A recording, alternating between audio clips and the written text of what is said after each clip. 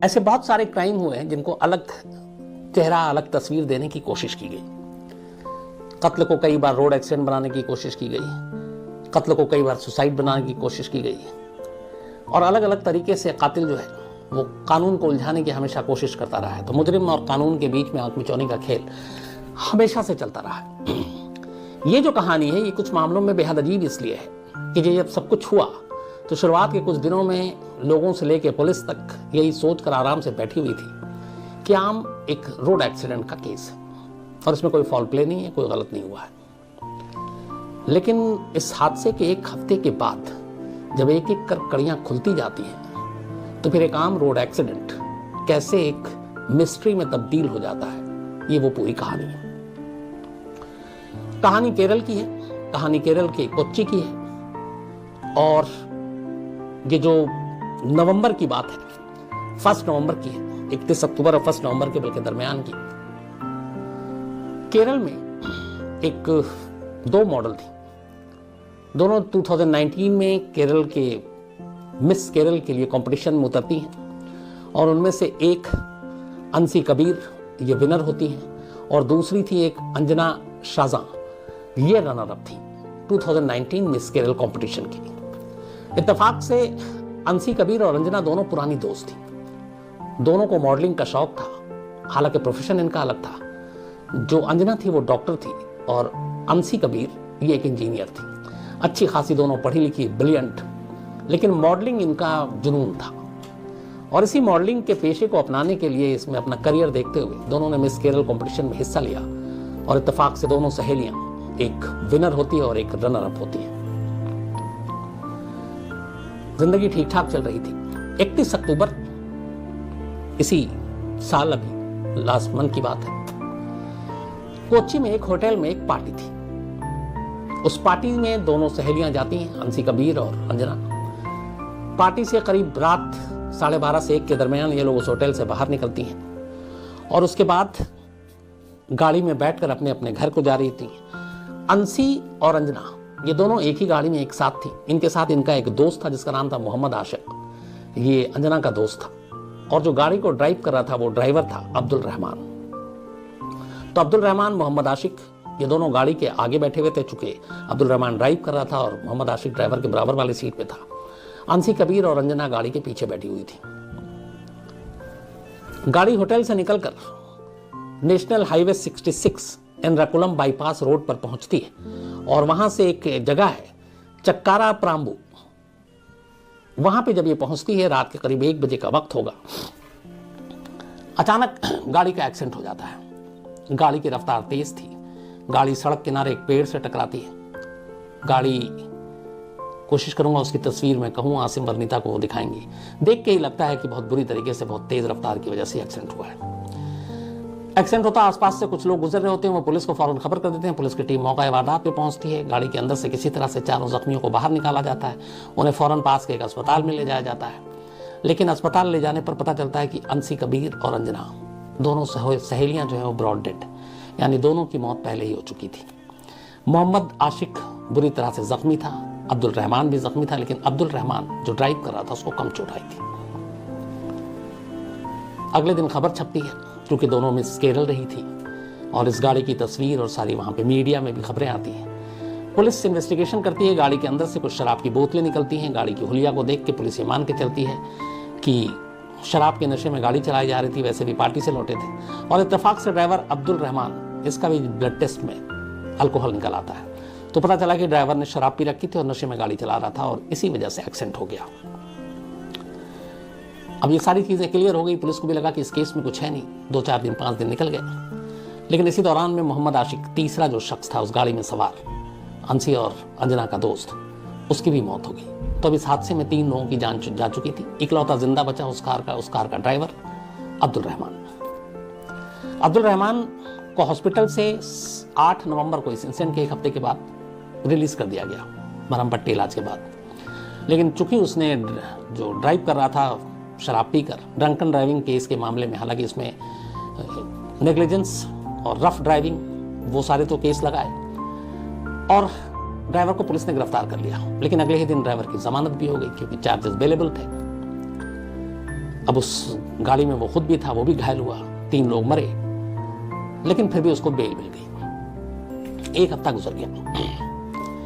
इसी दौरान में अब पुलिस मामले की जांच कर रही थी। कुछ चीजें अचानक ऐसी पता चली कि केस की पूरी काया पलट जाती है।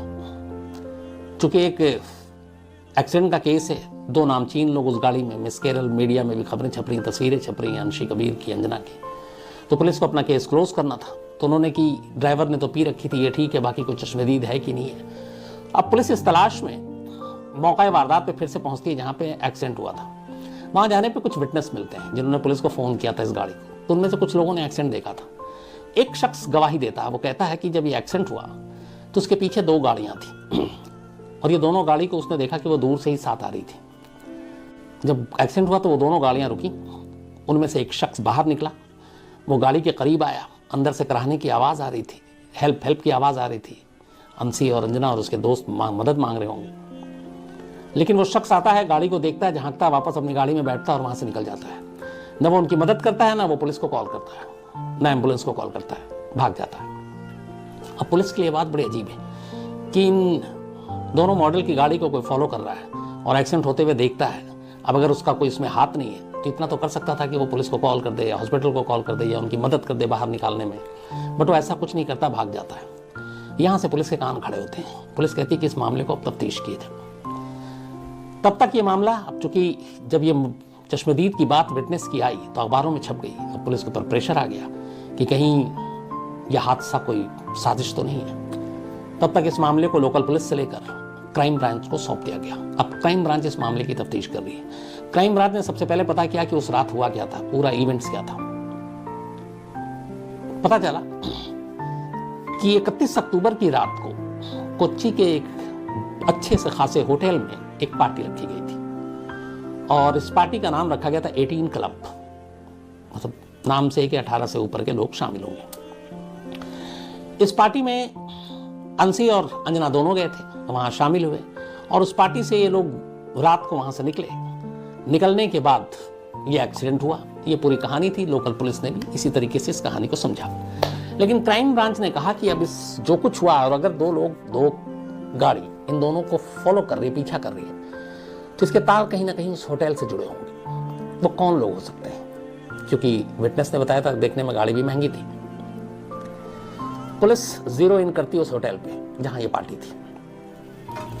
अब जब पुलिस इस जीरो इन करती है तो पता चलता है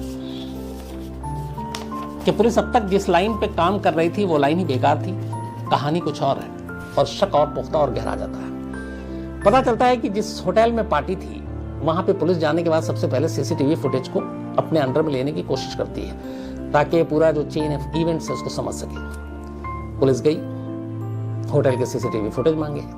सीसीटीवी फुटेज शुरुआत में बड़े सही तरीके से दिखाए गए। दिखा कि 31 अक्टूबर की शाम 7:30 बजे अंशी और उसका दोस्त मोहम्मद आशिक और अंजना ये तीनों होटल में एंट्री करती हैं। कैमरे में साफ दिख रहा है। लेकिन इसके बाद 7:30 के वो एंटर करती हैं। 7:30 तक कैमरे में सब कुछ है।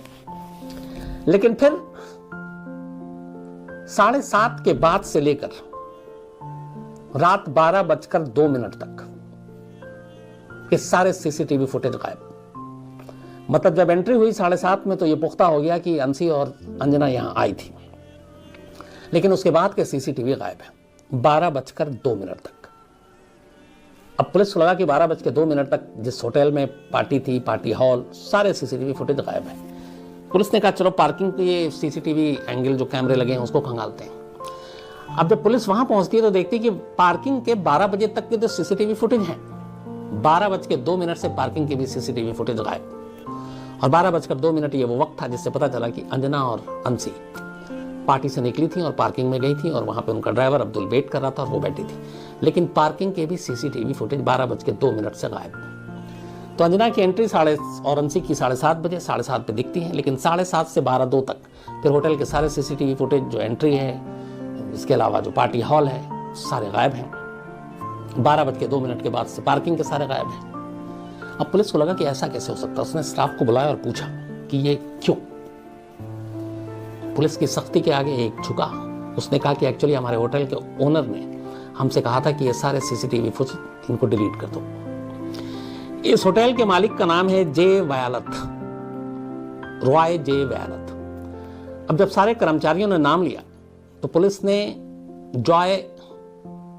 रॉय जे को बुलाया और उससे पूछताछ की। पहले तो वो इधर उधर बहाने करता रहा, लेकिन आखिरकार 17 नवंबर को रॉय जे वयालत ने यह एक्सेप्ट किया कि उसी ने अपने होटल के पार्टी हॉल और पार्किंग के सीसीटीवी फुटेज को डिलीट करने का हुक्म दिया था। उसने कहा कि न सिर्फ उसने डिलीट करने का हुक्म दिया, बल्कि जो वीडीआर था, जो डिजिटल वीडियो रिकॉर्ड, उसको भी उसने कहा कि इसको डिस्ट्रॉय कर दो। फिर उसने अपने ही एक मुलाजिम शाइजू, उसको कहा कि ये सारे लो और इसके जो हार्ड डिस्क है उसको तोड़ो, और तोड़ने के बाद इसको ले जाकर नदी में फेंक दो।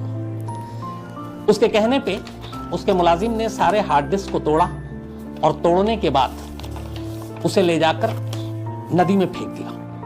और ये फेंका था, एक जगह है वहां पे कन्नामागड्डू ब्रिज, ये थेवारा में, तो उसी ब्रिज से जाकर उसने नदी के नीचे इस सारे हार्ड डिस्क को, जो उस होटल के सीसीटीवी फुटेज थे 7:30 से लेकर रात 12:02 और पार्किंग के वो सारे उसने डिस्ट्रॉय करके होटल के मालिक ने अपने मुलाजिम से उसको नदी में फेंकवा दिया, बल्कि वो समंदर है।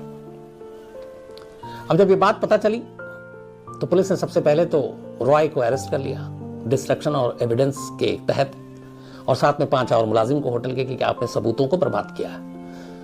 तो इन 5 को और मालिक को अरेस्ट किया गया। 17 ही नवंबर को अरेस्ट किया गया, लेकिन 18 नवंबर को रॉय को बेल भी मिल गई और 5 होटल के स्टाफ को भी। वो इस वक्त जमानत पर बाहर है। इस दौरान में जब उनसे पता चला कि इस ब्रिज के नीचे इन्होंने हार्ड डिस्क फेंकी है, तो फिर क्राइम ब्रांच ने बाकायदा इंडियन नेवी के कोस्ट गार्ड और कोस्टल पुलिस से हेल्प मांगी कि आप अपने ड्राइवर दीजिए, गोताखोर दीजिए, हमें ये एविडेंस चाहिए। उसके बाद उस एविडेंस को पानी में ढूंढने की काफ़ी कोशिश की गई, हार्ड डिस्क को, लेकिन लगभग 2 दिन तक चला ऑपरेशन, कामयाब नहीं हो पाया। कोई सबूत, कोई चीज़ उसमें से नहीं मिली। अब यहाँ पे पुलिस को के सामने सवाल ये था कि जिस वक्त ये दोनों आई उसी वक्त का सीसीटीवी फुटेज डिलीट करना, पार्किंग का डिलीट करना, और उसके बाद गाड़ी का फॉलो करना, इन सब का आपस में रिश्ता क्या है और इस एक्सीडेंट का उससे क्या कनेक्शन। अब यहाँ पे एक और विटनेस बहुत अहम था, और वो था अंशी और अंजना का वो ड्राइवर अब्दुल रहमान जो गाड़ी चला रहा था। पुलिस ने जब उसके बयान दर्ज किए तो उसने अपना बयान दिया। उसने कहा कि जब वो होटल से बाहर निकला तो लगातार रास्ते में होटल से ही 2 कार उसकी कार का पीछा कर रहे थे। बीच में एक जगह पर, उस जगह का उसने नाम भी बताया, ये जगह है कुंडनूर के पास, उनमें से एक गाड़ी ने ओवरटेक करके अब्दुल की गाड़ी को रोका। उसमें से एक शख्स उतर कर आया जिसका नाम शाइजू था, और उसने कहा कि उसने देखा कि वो दोनों मैडम जो पीछे बैठी थी कार के, उनसे जाकर उसको फोर्स कर रहा था कि वापस होटल चलिए। दोनों ने साफ मना कर दिया, और फिर मुझे कहा कि आप गाड़ी आगे बढ़ाओ। तो मैंने आगे गाड़ी बढ़ाई, लेकिन फिर भी उन्होंने पीछा नहीं छोड़ा। अब जब ड्राइवर का ये बयान आया तो ये पुख्ता हो गया कि गाड़ी का पीछा किया जा रहा था। शाइजू को बुलाकर पूछा गया तो उसने ये बयान दिया कि हमारे होटल के मालिक ने मुझे पीछा करने के लिए कहा था, और ये कहा था चूंकि दोनों निकल गई हैं और शायद उन्होंने अल्कोहल भी लिया है, तो कहीं रास्ते में कुछ ना हो जाए तो देखने के लिए जाना। हालांकि यहाँ दूसरा एक बयान ये भी आया कि जब वो पार्टी में गई तो उनको अल्कोहल ऑफर किया गया, लेकिन अंजना ने साफ मना कर दिया था। पुलिस कमिश्नर का ये कहना है कोची का कि जिस तरह से फॉलो किया गया और उनको पीछा करके बुलाया, जबरदस्ती वापस बुलाया गया था होटल में, उसे साफ है कि उन दोनों के साथ कुछ गलत होने वाला था। सेक्सुअल फेवर की कोशिश थी। इसके बाद छानबीन में पता चला कि उस पार्टी में बहुत सारे हाई प्रोफाइल लोग मौजूद थे, जिसमें पॉलिटिशियन थे और साउथ का एक बड़ा एक्टर था। कुछ लोग उसे सुपरस्टार भी कहते हैं। लेकिन चूंकि अभी तक इस केस में कोई ऐसा एविडेंस नहीं है कि डायरेक्ट इस हादसे से इन दोनों की मौत से उसको कनेक्ट किया जा सके, तो इसलिए नाम लेना मुनासिब नहीं होगा। लेकिन पुलिस का कहना है कि वो सारी चीज़ों को, सारी कड़ियों को जोड़ने की कोशिश कर रही है और ये पता लगाने की कोशिश कर रही है कि आखिर 31 अक्टूबर की रात 7:30 से 12:02 के दरमियान उस होटल में ऐसा क्या हुआ। एक इसमें यह भी आई कि उसी पार्टी के दौरान उसी साउथ के एक्टर ने अंशी और अंजना को एक ऑफर दिया था कि इसके बाद एक और पार्टी, आफ्टर पार्टी, जिसमें और भी वीवीआईपी लोग शामिल होंगे, तो तुम उस पार्टी में शरीक होना, हिस्सा लेना। लेकिन उससे पहले कुछ ऐसा हुआ कि दोनों गुस्से में वहां से निकल चुकी थी और उसके बाद ये पीछा किया गया। तो पुलिस यही पता करने की कोशिश कर रही है कि उस पार्टी के दौरान ऐसा क्या हुआ, इस पार्टी के बाद आफ्टर पार्टी में क्या होने वाला था, वो बड़े लोग कौन थे, वो एक्टर उसका क्या रोल था। इन सारी चीज़ों की तफ्तीश इस वक्त क्राइम ब्रांच कर रही है, लेकिन फिलहाल क्राइम ब्रांच अभी तक किसी नतीजे पर नहीं पहुंची है। जिन लोगों को, जो होटल मालिक को अरेस्ट किया था, ये सब बेल आउट हैं, बट पुलिस का ये कहना है कि उसने हर एंगल से इस मामले की जांच कर रही है। वो इसको इस मर्डर के हिसाब से भी है, इस केस की जांच कर रही है, एक एक्सीडेंट के हिसाब से भी जांच कर रही है, और बाकी उस होटल में क्या कुछ हो रहा था, क्योंकि एक और भी खबर आई कि वहाँ पे उसी पार्टी में एक ड्रग पेडलर भी था और उसके कनेक्शन, उसके रिश्ते बड़े बड़े लोगों के साथ थे, तो उसको भी खंगाला जा रहा है। लेकिन कुल मिलाकर एक ऐसा केस जो एक सिंपल रोड एक्सीडेंट का केस था शुरुआत में, अब जिस तरीके से गाड़ी का पीछा करना और सीसीटीवी फुटेज का डिलीट किया जाना, उसने इस पूरे केस को एक अजीब सा मोड़ दे दिया है। और इस वक्त कोच्चि की यह सबसे बड़ी खबर है और हर कोई सच्चाई जानना चाहता है, क्योंकि एक आम आदमी भी जानना चाहेगा कि अगर सब कुछ नॉर्मल है, इस एक्सीडेंट का उस पार्टी से कोई लेना देना नहीं है, तो पहला सवाल कि फिर सीसीटीवी फुटेज को डिलीट क्यों किया गया, होटल के मालिक ने हार्ड डिस्क को डिस्ट्रॉय क्यों किया, उसे पानी तक ले जाके क्यों फेंका, मतलब हर तरह से वो इंश्योर क्यों होना चाहता था कि इसकी एक भी तस्वीर जमाने के सामने ना आए। क्या उन तस्वीरों में कोई ऐसा चेहरा था, क्या उन तस्वीरों में कोई ऐसी हरकत कैद थी जिससे पूरी कहानी इन दोनों की मौत की गुत्थी सुलझ सकती है, ये अपने आप में सवाल है। और उन दो कारों में जो पीछा हो रहा था, उसमें खबर ये भी आ रही है कि एक दूसरे कार में वही एक्टर था साउथ का, और वो लगातार फॉलो कर रहा था। तो अब इन सारी चीज़ों के, सारे सवालों के जवाब केरल पुलिस को देनी है, क्राइम ब्रांच की टीम लगी हुई है। जैसे ही इसमें जो भी सच सामने आएगा, फॉलोअप मैं आपके सामने ज़रूर रखूंगा। दोस्तों, इस वीडियो के माध्यम से समाज में घट रही घटनाओं को लोगों तक पहुंचाकर हम केवल लोगों को जागरूक करने का कार्य कर रहे हैं, तथा इस वीडियो के माध्यम से किसी की भावनाओं को आहत करना हमारा उद्देश्य नहीं है। इस वीडियो का क्रेडिट सम ताहिर खान सर को जाता है। दोस्तों, जैसे कि आपको पता है कि क्राइम इतना बढ़ता जा रहा है, इसलिए मैंने फिर आपसे रिक्वेस्ट कर रहा हूं कि अपने घर से सावधानी से निकलें और अपने छोटे बच्चों को अकेला ना छोड़ें, क्योंकि दोस्तों पता नहीं क्राइम कब कैसे हो जाए।